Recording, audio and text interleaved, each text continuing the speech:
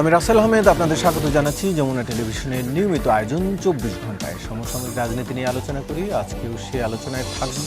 স্টুডিওতে এর জন্য আমাদের সাথে তিনজন অতিথি রয়েছেন, তাদের সাথে শুরুতেই পরিচিত হয়ে নিই। ডান দিক থেকে শুরু করছি। জনাব নীলুফার চৌধুরী মনি, সংসদ সদস্য বিএনপি, আপনাকে আলোচনায় স্বাগত। রয়েছেন জনাব সৌরভ হাসান, সম্পাদক চর্চা.com, আপনাকে আলোচনায় স্বাগত। এবং রয়েছেন জনাব মনিরা শারমিন, যুগ্ম আহ্বায়ক, জাতীয় নাগরিক পার্টি, আপনাকে আলোচনায় স্বাগত।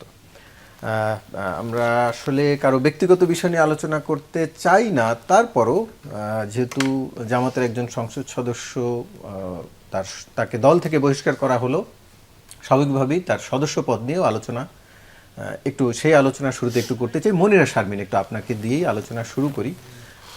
ঘটনাটা এত দূর পর্যন্ত গড়ালো, আপনাদের জোট সঙ্গী একটি দলের এমন একটি কাণ্ডে আপনারা বিব্রত কিনা? পাশাপাশি আরও একটি প্রশ্ন রাখতে চাই, যে প্রক্রিয়ায় আসলে রাজনৈতিক দলগুলো প্রার্থী বাছাই করে, সেই প্রক্রিয়াটি আসলে ঠিক আছে কিনা? ধন্যবাদ। যারা দেখছেন তাদের শুভেচ্ছা, এবং আমার সহ-আলোচক যারা উপস্থিত আছেন তাদের শুভেচ্ছা।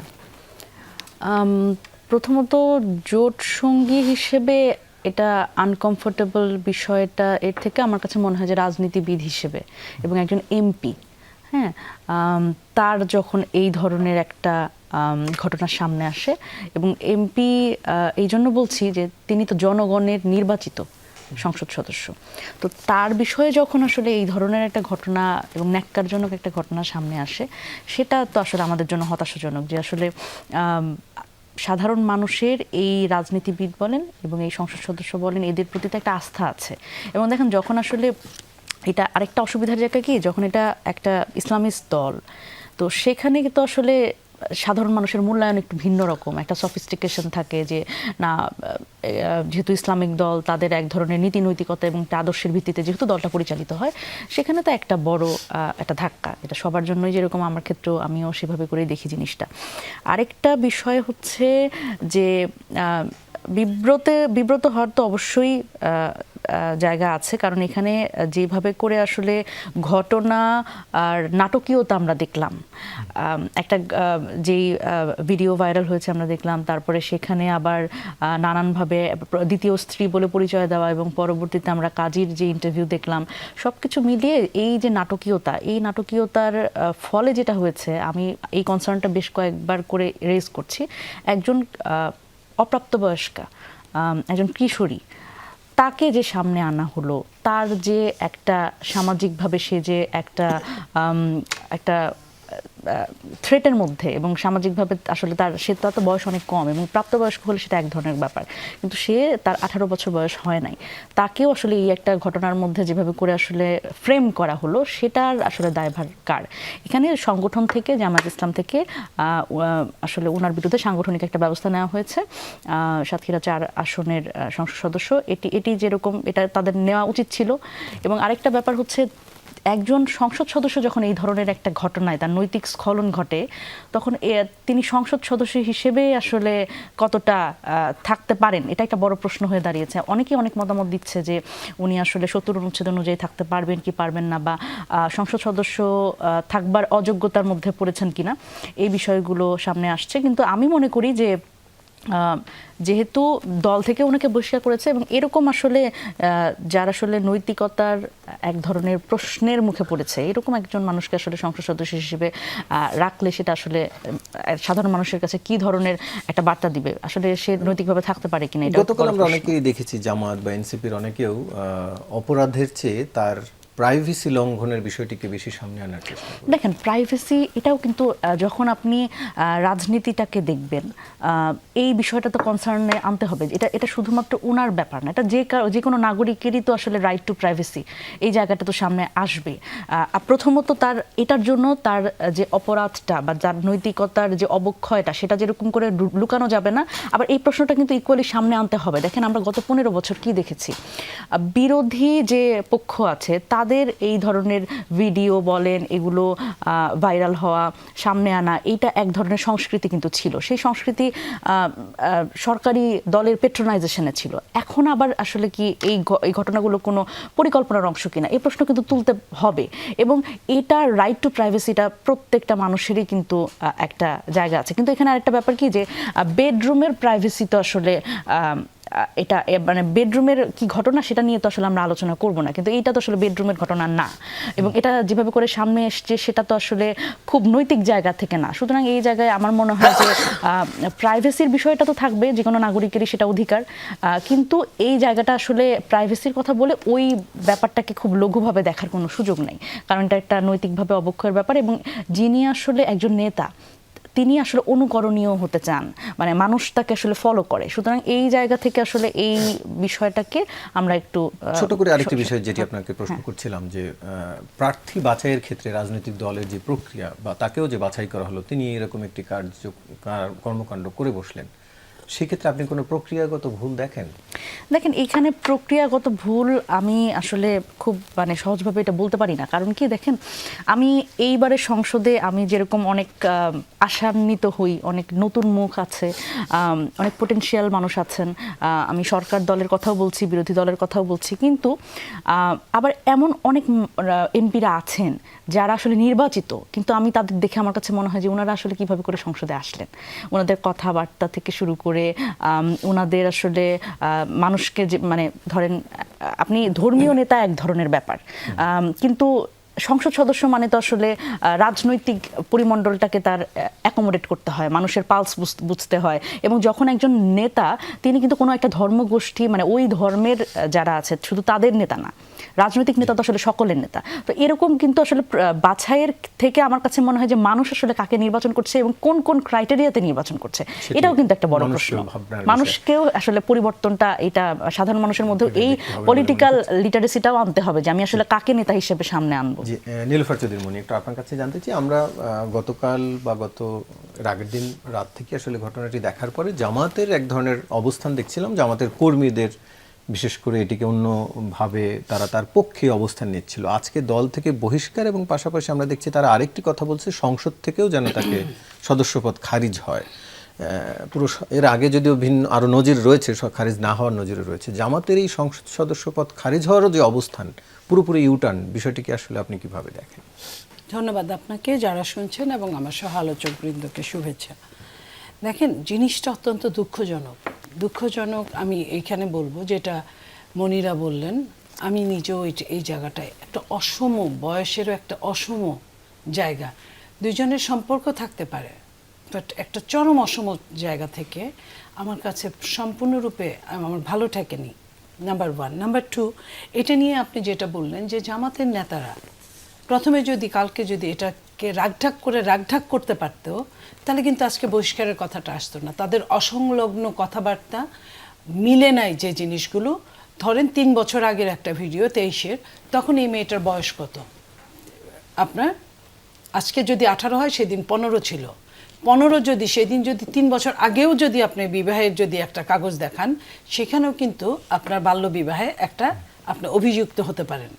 দেখেন, এরপরে বলেছে যে এই প্রথম আমরা যদি কথা বলে দেখি, সেইখানেও কিন্তু দুইজনের যে নেরেটিভ, কথা বলার স্টাইল, বাচনভঙ্গি, তাতে কিন্তু মনে হয় না যে তারা নতুন পরিচিত বা নতুন সম্পর্ক এই জায়গা। এবং বিবাহ যেটা যে ডেটগুলোতে আপনার জুন মাসে ডেট দেওয়া, তো জুন মাসে ডেট দেওয়া, সিগনেচার কিন্তু পরে। তো এই জায়গাগুলো তাদের অসংলগ্ন কথার কিন্তু কোনো খাপ খাওয়া ছিল না। তো সেই জায়গায় জামাত কিন্তু চেষ্টা করেছে, প্রত্যেকটা সদস্য এই 2 দিন ভর চেষ্টা করেছে তাকে টিকিয়ে রাখার জন্য। তো এটা কি আপনার অন্যায় না, অন্যায়কে সাপোর্ট করা? যখন অন্যায়কে কোনোভাবে ঢাকতে পারলো না, একের অধিক ভিডিও বের হয়ে গেল, তখন তারা বহিষ্কার করলো। এবং বহিষ্কার শুধু করলো না, এখন তাকে সংসদ সদস্য পদ বাতিলের জন্য আবেদন করবে এবং সেইখানে আরেকজনকে তাদের টার্গেট অনুযায়ী তারা বসাবে। আমার কথা হচ্ছে, ভিডিওটা যদি 23-এর হয়, প্রথমটা 3 বছর পরে কেন আউট হলো? এই ষড়যন্ত্রটা কারা করেছে? তো আমার তো মনে হয় যে এইখানে ডালমে কুচ কালা হে। কারণ আপনি ইতিমধ্যে আমাদের কানে এই খবরও চলে আসছে নমিনেশন কে পেতে যাচ্ছে পরবর্তীতে। তো এইখানে কিন্তু আমাদের কাছে, আমি আমাদের কথাই বলবো যে আমাদের কাছে মনে হলো যে তারা অনৈতিককে সাপোর্ট করলো। যে দল ইসলামকে মেনে রাজনীতি করে, তাদের দলের নামই জামাতে ইসলাম। তো ইসলামের ঘোর বিরোধী একটা কার্যক্রমকে প্রথমে বৈধভাবে চেষ্টা করা হলো, যেমন করা হয়েছিল কুমিল্লার ওই ছাত্র শিবিরের ছেলেটাকে। খোদ জামাতের আমির তার পক্ষ নিয়েছিলেন যে সে গুম হয়েছে। তো এই জায়গাটায় আমরা যখন দেখছি যে 2 দিন তাকে সাপোর্ট করার পরে তার বিপক্ষে গেল, সেইখানে আমরা বলবো যে জামাত কি ধরনের রাজনীতি করে বাংলাদেশের মানুষের সামনে আরেকটা উজ্জ্বল দৃষ্টান্ত স্থাপন হলো। এটাকে আমি বলবো যে দায়ে পড়ে বহিষ্কার করা আর আপনার নিজে থেকে বহিষ্কার করা দুই রকম ছিল। প্রথমেই যদি তারা বলতেন যে এই ঘটনা যদি সত্যি হয়, তা প্রথমে এআই দিয়ে কিন্তু 2 দিন চালানোর চেষ্টা করা হয়েছে। ঘটনা যদি সত্যি হয় তাহলে আমরা অ্যাকশনে যাব, কিন্তু সেটা কিন্তু তারা বলে নাই, তারা তার পক্ষ নিয়েছে। তারপরে যখন এই কাজটা ধরা পড়লো তখন তারা বহিষ্কার করেছে।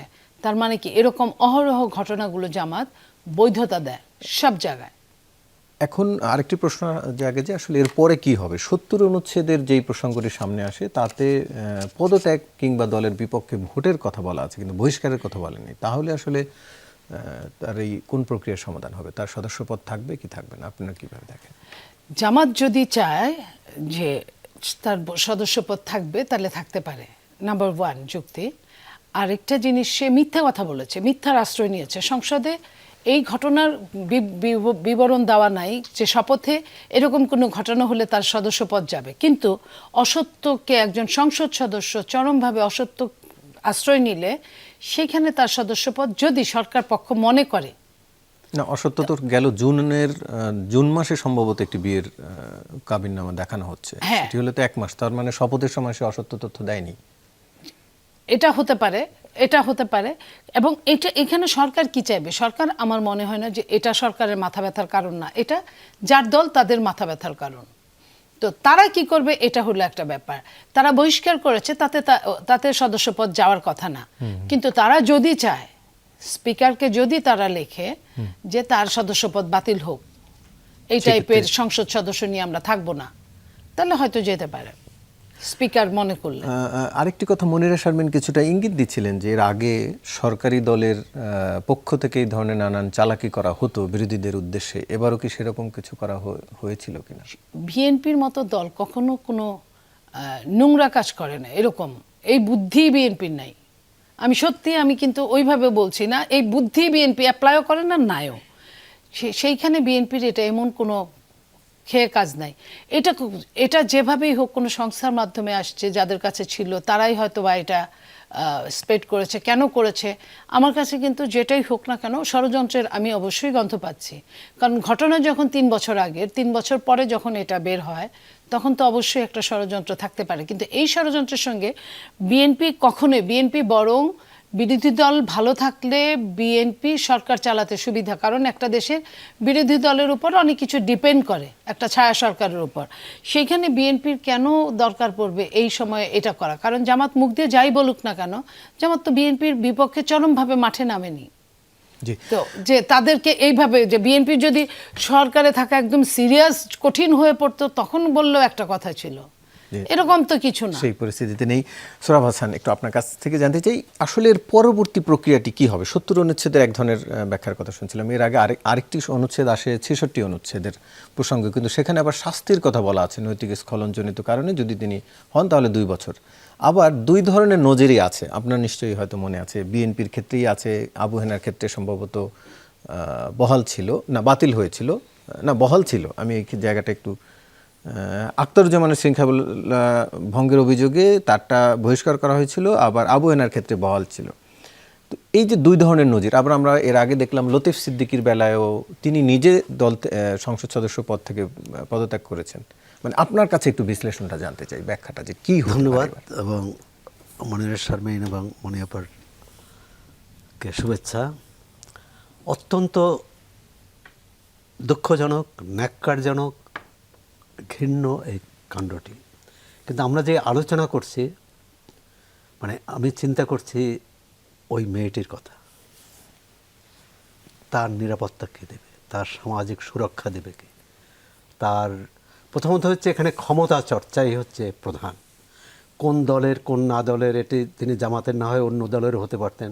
কারণ আমাদের যে চরম বৈষম্যমূলক যে সমাজ, যেখানে প্রভুভৃত্যের সম্পর্ক, এমনকি দলের নেতাকর্মীদের মধ্যেও অনেক ক্ষেত্রেই এর মধ্যে বাম ডানের পার্থক্য নেই। তো এই মেয়েটি এখন সামাজিকভাবে তাকে সুরক্ষা কে দেবে?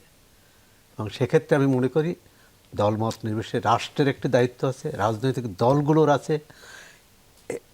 ওই যিনি যে সংসদ সদস্যর এই কাণ্ড ঘটিয়েছে তার আইনানুগ বিচার হবে।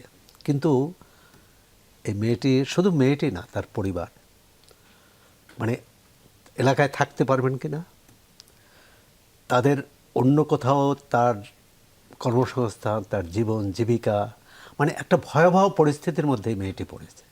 আমি তো মনে করি একজন মানুষ, একজন এই দেশের নাগরিক হিসাবে আমি লজ্জিত, দুঃখিত, বেদনাহত। যে কারো ঘটনা, এই মেয়েটির সাথে আমার জীবনে কখনো আমাদের কারোই পরিচয় দেখা হয় না। কিন্তু একটি মেয়ে বাংলাদেশের, এবং এরকম ঘটনা যে আর ঘটে না তাও তো না। আমরা তো সামাজিক যোগাযোগ মাধ্যমে নানা ধরনের এই ক্ষমতা চর্চা দেখি, সেটা সংসদ সদস্য হিসাবে, সেটা সচিব হিসাবে, সেটি ব্যবসায়ী হিসাবে, রাজনৈতিক দলের নেতা হিসাবে। এই কাণ্ডগুলো অন্যায়, অবিচার এবং চরম মানবতা বিরোধী কাণ্ড ঘটে চলেছে। হ্যাঁ, রাষ্ট্র কতটা এর বিরুদ্ধে শক্ত পায়ে দাঁড়াবে? আজকে আমরা এটা নিয়ে অনেক করতে, এমনকি ধরেন এই ঘটনাটা যদি এভাবে প্রকাশ না হতো তাহলে তো এই অন্যায় চলতে থাকতো। তাহলে ওই মেয়েটিকে হয়তো এভাবেই তার জীবন যাপন করতে হতো। আমি মনে করি এরপরেও সীমাবদ্ধতা সত্ত্বেও জামাত ইসলামী যত দ্রুত এই সিদ্ধান্ত নিয়েছে তাকে তাদের একটা কারণে ধন্যবাদ দেব। অন্য দল নিত কিনা সন্দেহ। কারণ আমাদের রাজনৈতিক সংস্কৃতি হলো যে কোনোভাবে নিজের দলের যত বড় নেতা হোক বা হোক, অথবা যত ছোট নেতা হোক, তাকে রক্ষা করার একটা চেষ্টা থাকে।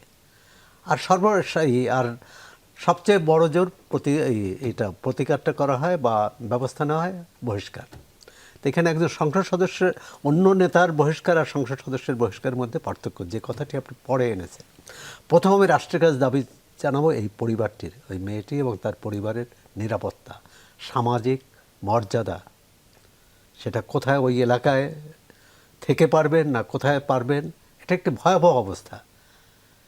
কারণ এই সংসদ সদস্যের ধরেন এই কারাগারেই গেলেন বা তার বিরুদ্ধে আইনি ব্যবস্থা নেওয়া হলো, কিন্তু তার তো অনুসারী থাকবেন সেখানে, এবং তারা ক্ষমতাধর।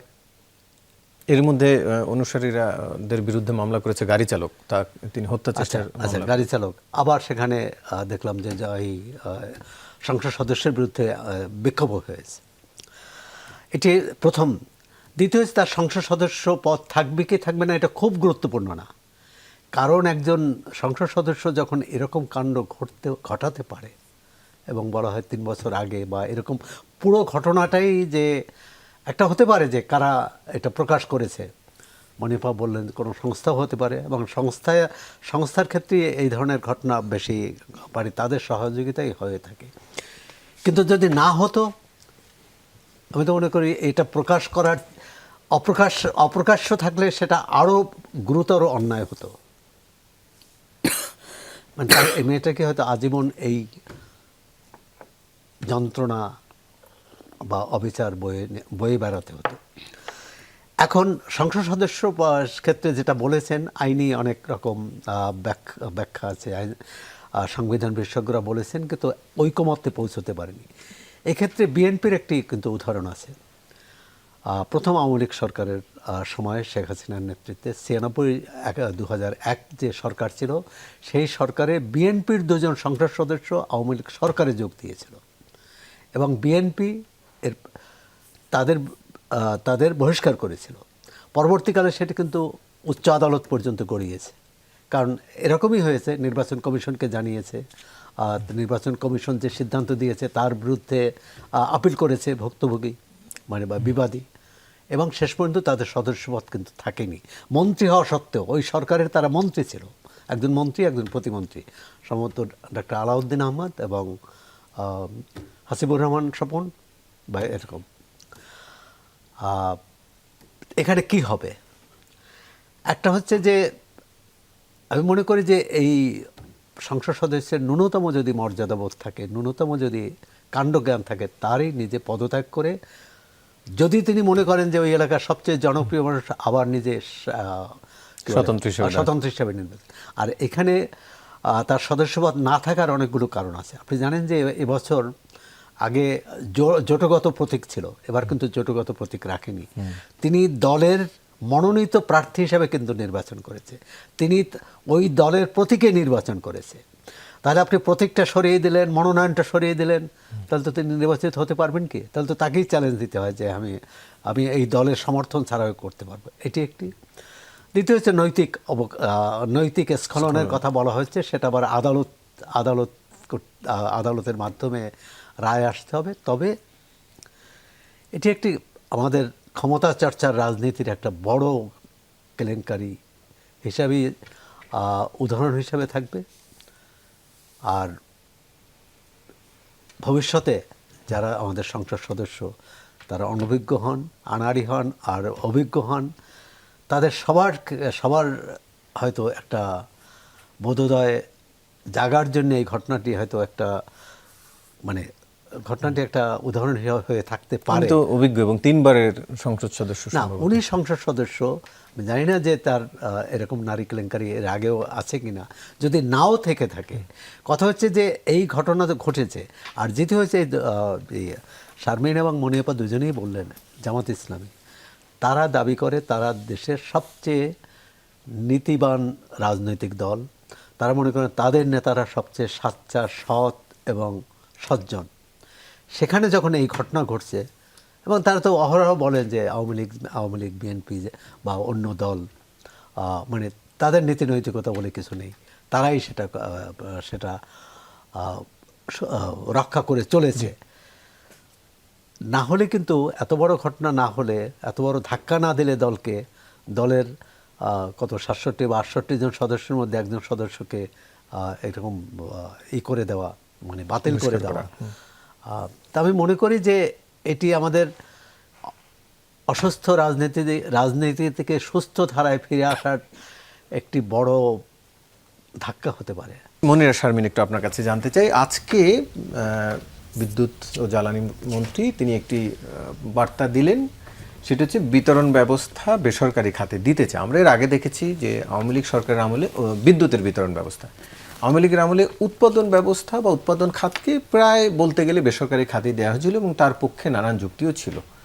এখন সরকার বেসরকারি এই খাতকে বিতরণ ব্যবস্থাটিও দিয়ে দিতে চায়। এক অর্থে আসলে পুরো বিদ্যুৎ খাতটাই বেসরকারি খাতে যাচ্ছে কিনা, আপনি কিভাবে দেখেন সরকারের সিদ্ধান্ত?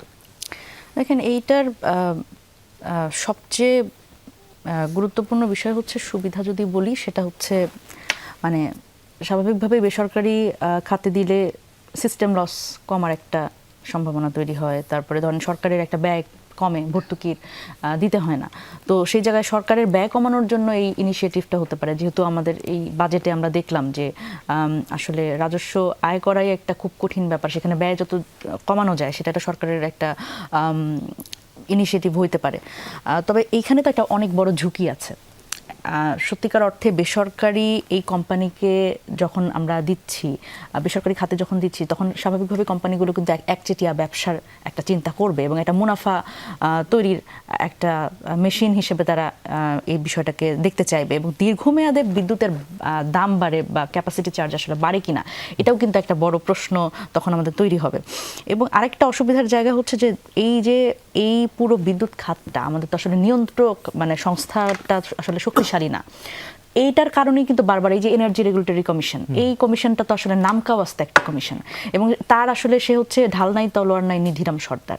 সুতরাং এই জায়গায় যদি এই দুর্বল নিয়ন্ত্রণ থাকে তাহলে তো আসলে বেসরকারি খাতে দিয়েও লাভ নেই, কারণ এই জবাবদিহিতাটা এনশিওর করবে কে? সুতরাং এই জায়গায় ব্যবসায়ীদের বেসরকারি খাতে দেওয়ার মাধ্যমে আসলে ব্যবসায়ীদের বড়লোক করবার একটা জায়গা যদি তৈরি হয়, সেটা কিন্তু জনগণের আবার একটা ভোগান্তি তৈরি হবে। এবং এখানে আরেকটা অসুবিধার জায়গা যে গ্রামীণ অর্থনীতিতে আমরা জানি যে গ্রামীণ পল্লী যেই জায়গাগুলোতে, সেগুলোতে কিন্তু একেবারে রিমোট এরিয়াগুলোতে কিন্তু এমনি বিদ্যুতের অসুবিধা। সেখানে যখন বেসরকারি খাতে দেওয়া হবে, সেখানে আসলে কি পরিমাণ সরবরাহ থাকবে, এটা একটা বড় প্রশ্ন। কারণ সেখানে তো আসলে অলাভজনক জায়গাগুলো, সেখানে কারণ স্বাভাবিকভাবেই বেসরকারি খাত তারা লাভজনক জায়গাগুলোতে তারা ইনভেস্ট করার চিন্তা করবে বেশি। সুতরাং ওইখানেও একটা জায়গা তৈরি হয় যে আশঙ্কা তৈরি হয় যে আসলে এই সরবরাহটা, বিতরণটা আসলে কিভাবে করে একদম পুরো প্রপোর্শনেটলি আসলে সব জায়গায় ঠিকঠাক হবে কিনা, অলাভজনক এবং লাভজনক জায়গাগুলোতে। এবং অতীতেও কিন্তু এই ধরনের যখন উৎপাদন খাতটা আসলে বেসরকারি খাতে দেওয়া হয়েছে, এটার কিন্তু একটা ব্যয়বহুল একটা খাতে পরিণত হয়েছে এবং এখানে অস্বচ্ছতা আমরা দেখেছি। কারণ এটা তো আসলে who will bell the cat, কে কাকে প্রশ্ন করবে, প্রশ্ন করার তো কেউ নাই। সেই জায়গা থেকে অবশ্যই এই পুরো প্রক্রিয়াটা যখন আসলে হবে, সেখানে নিয়ন্ত্রক যে সংস্থাটা, তাদের আসলে শক্তিশালীকরণ করতে হবে, প্রতিষ্ঠানটাকে শক্তিশালীকরণ করতে হবে। এবং এই যে টেন্ডারিং, এই যে টেন্ডার একটা বাণিজ্য, আমরা টেন্ডারের সাথে সবচেয়ে মানে সহজলভ্য ওয়ার্ড হচ্ছে বাণিজ্য। সুতরাং এই যে স্বচ্ছ টেন্ডারের মাধ্যমে আসলে এই ডিসবার্সমেন্টটা যদি করা যায়, কিন্তু অসুবিধার জায়গা হচ্ছে বাংলাদেশে তো সবচেয়ে বড় সমস্যা হচ্ছে দুর্নীতি এবং স্বজনপ্রীতি। দেখা যায় যে আমরা তো আসলে যেই একটা অবস্থার মধ্যে আছি, সেখানে আমরা দেখি যে যেই প্রতিমন্ত্রী তিনি তার নিজের নিয়ন্ত্রক সংস্থা বা নিজের ঠিকাদারি প্রতিষ্ঠান দিয়ে লাখ লাখ কোটি কোটি টাকা আসলে মানে একটা কামানোর ধান্দায় আছে। তো এই ধরনের অবস্থা যখন আমরা দেখছি, সেখানে আসলে খুব বেশি যে আশাবাদী হওয়ার একটা জায়গা আছে তা না। কিন্তু এখানে এটাই দেখবার বিষয় যে বেসরকারি খাতে দেয়া সরকারের একটা সদুদ্যোগ, নাকি আসলে বেসরকারি খাতটাকে কিছু কিছু ব্যবসায়ীর হাতে দিয়ে আসলে তাদের লাভজনক একটা রাস্তা তৈরি করে দেওয়া, এটা কিন্তু একটা প্রশ্ন। সুতরাং এটা আরেকটু সময় গেলে বলা যাবে। তবে আমার মনে হয় যে ব্যয় সংকুলান করার জন্য যদি আসলে বেসরকারি খাতে দেয়া হয়, সেটা আমার কাছে মনে হয় তার থেকে গুরুত্বপূর্ণ যে এই জায়গাটাতে সত্যিকার অর্থে মানটা নিশ্চিত করা, যে যদি বেসরকারি খাতেই দেওয়া হয় যাতে মানুষের ভোগান্তি না হয়, মানুষের পকেট থেকে যেন বেশি টাকা এই বিদ্যুৎ খাতে না দিতে হয়, এবং এই স্বচ্ছতা নিশ্চিত করা। বেসরকারি খাতে দেওয়া মানে আসলে শুধুমাত্র সরকারের দায় সারা রাজনীতি যাতে না হয়, সে বেসরকারি খাতকেও আসলে রেগুলেশনের আন্ডারে আনা এবং সেখানে স্বচ্ছতা এবং জবাবদিহিতা নিশ্চিত করা একটা খুব গুরুত্বপূর্ণ বিষয়। সোহরাব হাসান, একটু আপনার কাছে জানতে চাই, এর আগে যখন উৎপাদন খাতকে বেসরকারি খাতে দেয়া হয়েছিল, তখনও এই কারচুপি, অনিয়ম বন্ধের কারণে একটা যুক্তি ছিল, আরেকটি ছিল সরকারের সক্ষমতার ঘাটতি, যে এত টাকা ইনভেস্ট সরকার করবে নাকি বেসরকারি খাত থেকে আনা হবে। এইবারও একই যুক্তি, যে বেসরকারি খাতের সরকার এতটা ইনভেস্ট করতে চায় না, পাশাপাশি অনিয়ম দূর করতে চায়। আগেরবার যেটি উৎপাদনে দিন শেষে হয়তো ওই কি অনেক মানুষের ছোট ছোট অনিয়ম দূর করা গেলেও বড় দুর্নীতি আরো বেড়েছে আমরা দেখেছি উৎপাদনে। এবার আপনি কিভাবে দেখেন এই বিতরণ ব্যবস্থা বেসরকারি? আসলে আমাদের সব সরকারই তাৎক্ষণিক সমাধানের চেষ্টা করে, দীর্ঘমেয়াদী বা মধ্যমেয়াদী দীর্ঘ মেয়াদী কীভাবে সমাধান পাওয়া যাবে, কিভাবে রাষ্ট্র এবং জনগণের কল্যাণ হবে, সেই ভাবনাটা কম। এবং আমি তো মনে করি যেটা মাথা ব্যথার জন্য মাথা কেটে ফেলার সমতুল্য। কারণ রাষ্ট্র মানে কি, রাষ্ট্রের জনগণকে হেফাজত করবে, জনগণের অভাব অভিযোগ দেখবে, তার প্রয়োজন মেটাবে। পৃথিবীর এমন কোনো দেশ নাই যে রাষ্ট্র কোনো দায়িত্ব পালন করে না জনগণের, যুক্তরাষ্ট্র সহ। আর কল্যাণমূলক রাষ্ট্র তো করেই। সুতরাং আমাদের মতো উন্নয়নশীল দেশে সমস্ত কিছু বেসরকারি খাতে ছেড়ে দেওয়া সর্বনাশা পদক্ষেপ হবে। আওয়ামী লীগ সরকার ভুল করেছে উৎপাদন খাত, সেটা তো পুরোটা না, ক্যাপাসিটি চার্জ এবং কী বলে এই যে ছোট ছোট বিদ্যুৎ কুইক রেন্টাল, আর সেটা করে, এবং সেখানে কিন্তু কোটি কোটি টাকা আমরা ক্ষতিগ্রস্ত হয়েছি। আর প্রথমত হচ্ছে যে জবাবদিহি আদায় করা। এখন এই সরকারি সংস্থাকে তার বেতন ভাতা যাদের দেওয়া হয়, তাদের কাছ থেকে যদি জবাবদিহি আদায় না করতে হয়, বেসরকারি সংস্থাকে দিয়ে এটা পারবে কিনা, এটা প্রশ্ন। সুস্থ প্রতিযোগিতা থাকবে কিনা, কারা এর পাবে, কারা এর কার্যাদেশ বা কারা এই দায়িত্বটা পাবে, সেখানে পছন্দের লোক বাছাই করা হবে কিনা, না যোগ্যতার ভিত্তিতে হবে। যোগ্যতার ভিত্তিতে হলে তো বাইরেরও কোনো সংস্থাই করতে পারে। এর চেয়েও জরুরি ছিল আমাদের এই যে জ্বালানি সম্পদ বাড়ানোর, সম্পদ উত্তোলনের চেষ্টা, অনুসন্ধানের চেষ্টা, সেই ব্যাপারে কিন্তু খুব অগ্রগতি নাই। ওই কী বলে, উপকণ্ঠে কিছু কিছু চেষ্টা করা হচ্ছে, কিন্তু সেটা কবে হবে? এই মুহূর্তে আমাদের বিদ্যুৎ প্রয়োজন। কারখানা মালিক, আজকেই একটা পত্রিকায় দেখলাম যে এই যে বিনিয়োগের প্রধান বাধা হচ্ছে জ্বালানি না হলে, গ্যাস না হলে বিদ্যুৎ হবে না, বিদ্যুৎ না হলে বা এলএনজি না হলে। এবং ইরান সংকট তো আমাদের সংকট আরও বাড়িয়ে দিয়েছে। এটা ঠিক, বিএনপি সরকার আসার পরই জ্বালানির সংকটটা তীব্র হলো, এক দফা দাম বাড়িয়ে একটা সামাল দেয়া গেল। কিন্তু এই সংকট যদি আবার ঘনীভূত হয়, আবার যদি সরবরাহ বিঘ্নিত হয়, তখন কি হবে? এটা হচ্ছে, আমি মনে করি, সুদূর প্রসারী পরিকল্পনা। মানে অনেক পরে, এটা এই মুহূর্তে এর সমাধান পাওয়া যাবে না। যে আজকে যতগুলো বিতরণ বা সংস্থা আছে সবগুলোকে বেসরকারিকরণ করে দেওয়া হলো। পিডিবি, আমাদের বিতরণ সংস্থা তো একটা, পিডিবি অন্যতম। তারপর এই যে ঢাকা বিদ্যুৎ বিতরণ সংস্থা। কিন্তু এগুলো কোথায় সমস্যাটা সেটা চিহ্নিত করা উচিত। এবং সেক্ষেত্রে শুধু সরকারি কর্মকর্তা না, সেক্ষেত্রে বাইরের যারা বিশেষজ্ঞ আছেন, বাইরে মানে সরকারের বাইরের, তাদেরকে নিয়ে একটা কী করণীয়, এটা নিয়ে জাতীয় পর্যায়ে আলোচনা হওয়া উচিত, বিতর্ক হওয়া উচিত, জাতীয় সংসদে বিতর্ক হওয়া উচিত। জাতীয় সংসদ কদিন আগে শেষ হলো, হঠাৎ মন্ত্রী কেন এটা বলবেন যে আমরা বেসরকারি খাতে দেওয়ার চিন্তা করছি? সেটা তো সংসদে বলবেন, সংসদে সেটা নিয়ে আলোচনা হবে। আর না হলে আগামী সংসদ পর্যন্ত অপেক্ষা করুন। তা আমাদের এটা কিন্তু এই যে সংসদকে পাশ কাটিয়ে অনেক সিদ্ধান্ত সরকার নিয়ে থাকে, এটা তার অন্যতম উদাহরণ।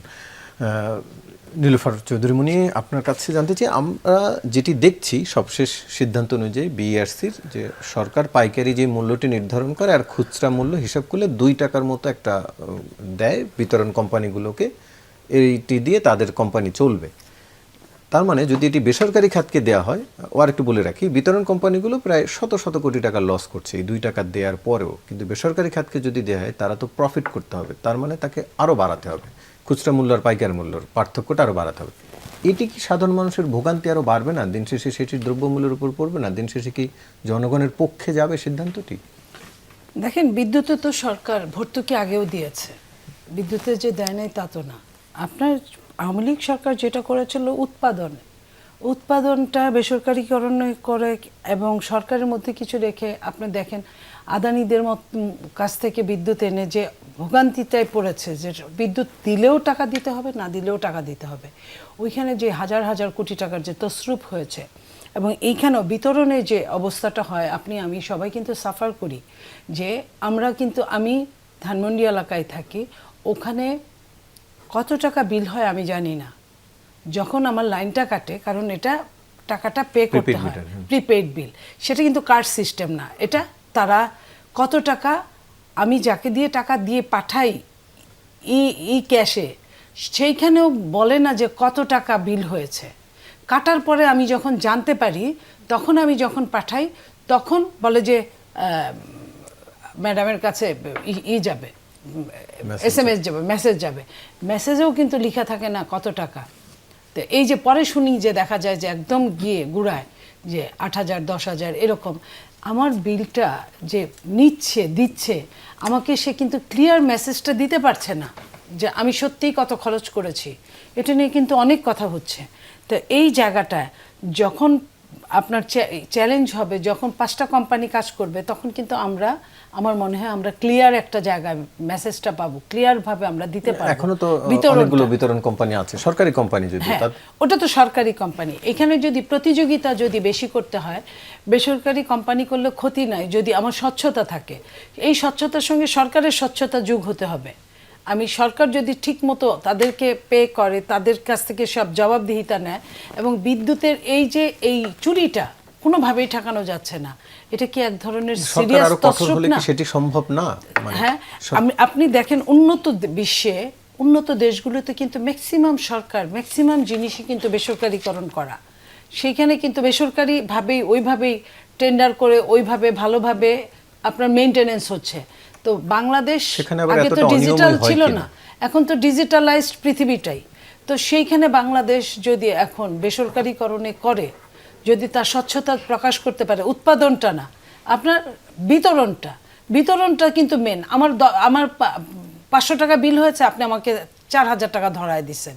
তো এই যে আমাকে 3000 3500 টাকা বেশি দিতে হচ্ছে, সেই জায়গাটাই কিন্তু একটা বেসরকারি হইলে আমি কিন্তু আমার প্রতিবাদের ভাষাটা থাকবে।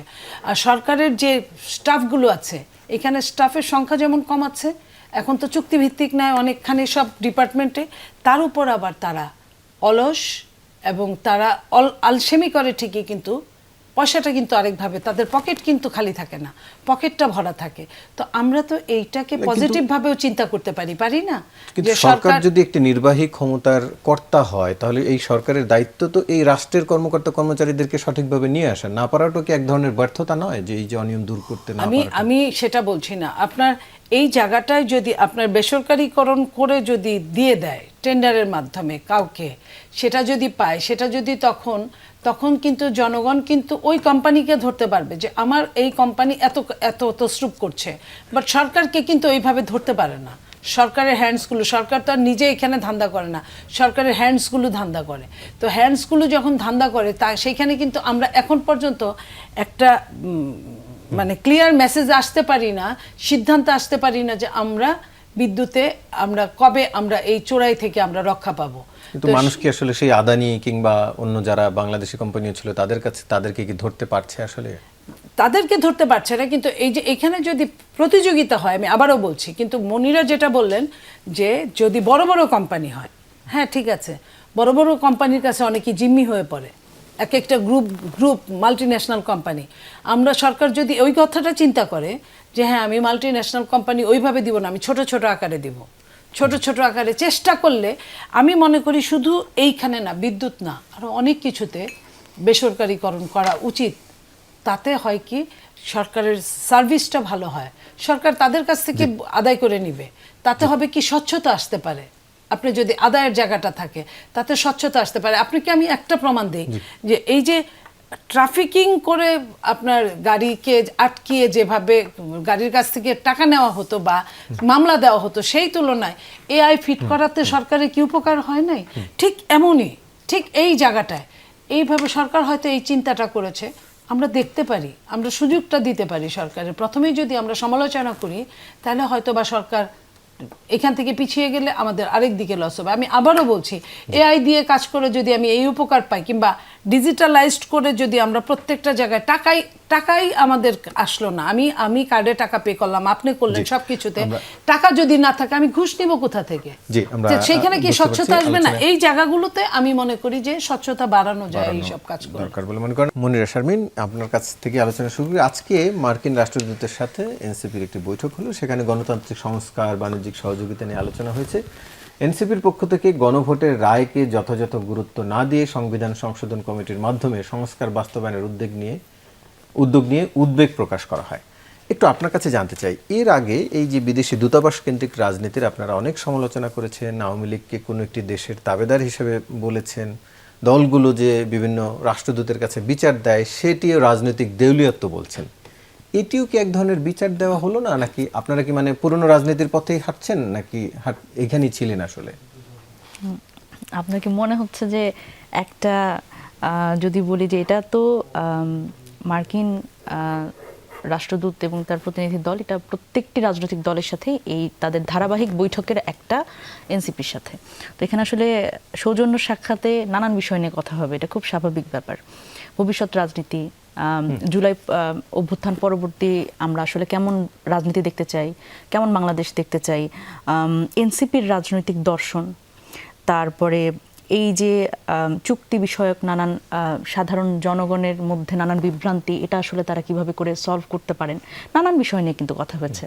তো এখানে বিষয়টা হচ্ছে আসলে বিচার দেওয়ার মতো কোনো ঘটনা আসলে এখানে ঘটে নাই। তবে স্বাভাবিকভাবেই যেহেতু আমরা সংস্কারের কথাটা আমাদের একটা খুব গুরুত্বপূর্ণ এজেন্ডা, এবং আপনি জানেন যে সংসদে এখন এই সংশোধন কমিটি না সংস্কার কমিটি, এটি নিয়েই আসলে মূল অসুবিধার জায়গাটা, সংসদীয় আমাদের যদি রাজনীতির কথাটা বলি, তো সেই ক্ষেত্রে আসলে এই বিষয়টি উঠে এসেছে যে সংসদে আসলে আমরা কিভাবে করে ফাংশন করছি, এবং মানে what is the dispute among the political parties. So এইখানেই আসলে এই তর্কটা এসছে যে আসলে আমরা কি চাই, আমরা আসলে যেই একটা মিনিংফুল রিফর্ম চাই, সেখানে আসলে অ্যামেন্ডমেন্ট করে এই কমিটির মাধ্যমে আসলে কতটা সংস্কার করা সম্ভব। কারণ আমরা স্বাভাবিকভাবেই জানি বাংলাদেশের এই প্রতিষ্ঠানগুলো যে শক্তিশালী না, এই কারণে দেখেন বিনিয়োগের ক্ষেত্রে আমরা পিছিয়ে যাই। আমরা দেখি যে ফরেন ইনভেস্টররা আসলে খুব তারা আগ্রহী হন না, এবং আপনি জানেন যে IMF এখন ঋণ দেওয়ার ক্ষেত্রে তারা এই সংস্কারের নানান ধরনের শর্ত কিন্তু এখন জুড়ে দিয়েছে। সেই জায়গা থেকে যে কোনো ফরেন ইনভেস্টর বলেন, যে কোনো যারা অন্য দেশের যারা আছেন আমাদের দেশে বিভিন্ন দূতাবাসে, তাদের কিন্তু এটা একটা খুবই গুরুত্বপূর্ণ এজেন্ডা। তো সেই জায়গা থেকে আমাদের কনসার্নটা আসলে রেজ করা যে এখানে আসলে আমরা কি চাই এবং সরকার কি চায়। না, এটা আমার মনে হয় যে এরকম বিচার দেওয়ার যে সংস্কৃতির কথা আপনি বলছেন, সেই বিচার দেওয়ার ওরকম কিছু না। কারণ এবং আমরা কিন্তু সেটা ক্লিয়ারও করেছি যে কি কি বিষয়ে একদম স্পেসিফিক আসলে কি কি বিষয়ে আলোচনা হয়েছে। যে নীলুফার চৌধুরী মনি, একটু আপনার কাছে জানতে চাই আরেকটি প্রসঙ্গ। বরগুনার পাথরঘাটা উপজেলায় পাথরঘাটা পৌরসভার সাবেক মেয়র উপজেলা আওয়ামী লীগের সহ সভাপতি আনোয়ার হোসেনের নামে থাকা একটি স্কুলের নাম পরিবর্তন করা হচ্ছে। স্কুলটির নাম বিএনপির ভাইস চেয়ারম্যান ও জাতীয় সংসদের চিফ হুইপ নজরুল ইসলাম মনির নাম পাচ্ছে। বিভিন্ন জায়গায় নাম পরিবর্তন, নুরুল ইসলাম মনির নাম পাচ্ছে। বিভিন্ন জায়গায় যে নাম বিএনপি নেতাদের নিজেদের পক্ষে নেয়ার একটা প্রচলন শুরু হয়েছে, এটি কি নতুন এজেন্ডা কিনা? দেখেন, নাম তো এর আগেও ছিল, নতুন এজেন্ডা না। নাম বহু বছর যাবৎ নাম দেওয়া, একজন এমপি, একজন চেয়ারম্যান নিজের নামে স্কুল, কলেজ, এতিমখানা, এইসব বৃদ্ধাশ্রম এইসব করেছে এর আগেও। তখন এটা একটা ট্রেন্ড হয়ে গিয়েছিল। তো সেইখান থেকে প্রথম মাননীয় প্রধানমন্ত্রী জনাব তারেক রহমান উনি সরে এসেছেন। উনি চাইলে উনি যদি নাম দেওয়া শুরু করতেন তাহলে কিন্তু এটা আর আপনারাও কিছু বলতেন না। উনি যখন উনার মায়ের নামটা বাদ দিয়েছেন, তখন আরেকটা ট্রেন্ড চালু হয়েছে। সেই ট্রেন্ডের মধ্যে অনেকেই পড়তে চাচ্ছে না। আমি মনে করি যে এই নাম, যে দেশের নাম সরকার পরিবর্তনের সাথে সাথে নাম উঠে যায়, মুছে যায়, সেইখানে বুদ্ধি থাকলে নামগুলো না দেওয়াই ভালো, আমি এটাই মনে করি। এবং কোনো একজন, আমি নাম নাই বলছি, একজন স্পিকার একদিন আমাকে বলেছিল যে আমি আমার নামে কোনো কিছু দেইনি, কারণ আমি মারা গেলে কে আমার নামে কি বললো না বললো তাতে আমার কিচ্ছু আসে যায় না, আমি শুনবো না দেখবো না, তাতে কি লাভ। আমার কাছে কথাটা ভালো লেগেছিল। আমি প্রত্যেককে এই কথাটাই বলতে চাই যে আসলে নামটা না করে দেশের পদ্মা, মেঘনা, যমুনা কত কিছু আছে, এইসব নাম দিয়ে আমরা না হয় করি, সেটা সবার জন্যই মঙ্গল হয়। আর নাম দিলেই কি না দিলেই কি, যখন সরকারে থাকে না, আমি দেখেছি আমার বাবা একটা স্কুল করেছিল, উনি নাম দেয় নাই, শাহজামাল, আমার জামালপুর বাড়ি, শাহজামাল স্কুল করেছিল। যখন আওয়ামী লীগ এসেছে আমাদের কারো কোনো নাম গন্ধ কিচ্ছু ছিল না, ওইখানে বোর্ডেও নাম নাই। তো এরকম হয়, এবং সব আওয়ামী লীগের সবাইকে চাকরিতে ওইখান থেকে শুরু করে সব কিছু, একদম ঝাড়ুদার থেকে মেথর পর্যন্ত, স্কুলের হেডমাস্টার থেকে সবাই পর্যন্ত, এক হেডমাস্টারের পরিবারেরই প্রায় 15 জন চাকরি করে। তো সেইখানে নাম দিয়ে কিছু হয় বলে আমি মনে করি। জি, সোহরাব হাসান, আপনার কাছে দুটি প্রসঙ্গেই জানতে চাই। আমরা নতুন রাজনীতির কথা বলছি, কিন্তু কার্যক্রমে কতটা নতুন পথে হাঁটতে পারছি বলে মনে করেন? আসলে গণতন্ত্র চাওয়া এবং পাওয়ার মধ্যে তো আকাশ পাতাল পার্থক্য, সেটা আমরা কিভাবে মোকাবেলা করব। অতীতে কোনো সরকারই এই গণতান্ত্রিক ব্যবস্থা সুসংহত হয়, টেকসই হয়, এরকম কোনো পদক্ষেপ নিতে পারেননি। এর প্রথম পূর্ব শর্ত হচ্ছে রাজনৈতিক মতৈক্য, এক ধরনের সমঝোতা, আলোচনার মধ্যে দিয়ে সমাধান। এখন ধরেন যে এই জুলাই সনদ বলি বা রাষ্ট্র সংস্কার বলি, এ নিয়ে যে মতবিরোধ, এটা আমাদেরই সমাধান করতে হবে। সরকারি দল বিরোধী দলকে বসেই করতে হবে। যদি তারা না পারেন, কোনো দেশের রাষ্ট্রদূত করতে পারবেন না, কোনো জাতিসংঘের মহাসচিবও করতে পারবেন না। এখন আমরা করতে চাই কিনা, আর না হলে তো একতরফা সিদ্ধান্ত হবে। এখন ধরেন আমি খুব সামনে একটু বিপদ দেখছি, সরকারি দল সংবিধান সংশোধনের কমিটি করেছে, বিরোধী দল সদস্য দেয়নি।